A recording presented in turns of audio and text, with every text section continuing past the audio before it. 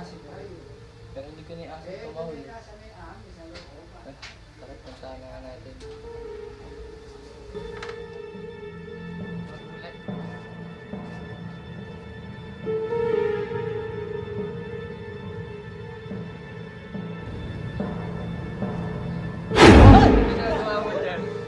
Parang nagulat ka. Ikaw kasi, biglang gumalaw kasi tong kahoy na to, na wala naman tao. Gumalaw? Oo. Anong galaw? Yung parang lumilindol, pero wala naman lindol. Sa palagay ko, alam ko na kung bakit. Bakit? Kasi sabi sa akin ng aking ama na itong bahay daw na to ay haunted. Nung sinaunang panahon daw kasi, meron daw namatay dyan. Sabi sa akin ng aking ama, na pinugutan daw yan ng ulo habang nire-rape. Nakakatakot naman rito. Tara, halina tayo pumasok muna. Ito naman yan. Dapat, dito banda kusina namin. Inom muna tayo ito, Jake. Siguradong pagod ka na. Nakakahiya naman. Pero sige. Saan ba yung ano? Ito. Ay par, nanangata kaming tubig. Kukuha na lang ako. Pakibaba na lang. Sige.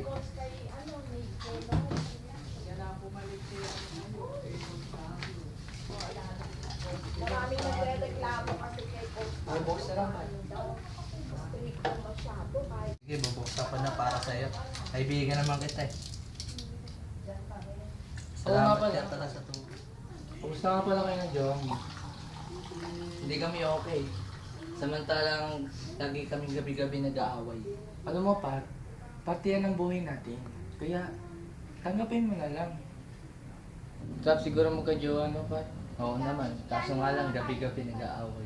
Cottage to. Tara, punta muna tayo sa sala. Ganda Tara. lang ka. Magkano kaya rin unang dito? Init pala par no?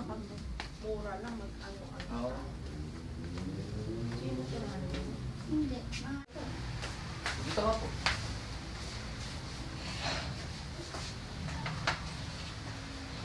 Nga pala, ano pala yung napansin mo ulit kanina? Bigla na lamang merong gumalaw doon na parang kakaiba. Nagpaparamdam na naman siguro yun. Kailangan na talaga magpatawag ng pare. Kasi, dati pa kami minumulto dito. Ganun ba? Ilang taon na kayo minumulto dito? Ah, gano'n matagal na? Mga 4 na taon na rin. 4 na taon? Grabe naman. Ano nangyayari sa inyo kapag minumulto kayo dito? Ah, par, punta ka nga pala muna sa taas. Pupunta ako mamaya-maya doon dahil may kukunin lang mga i-clip muna ako doon. Ah, sige.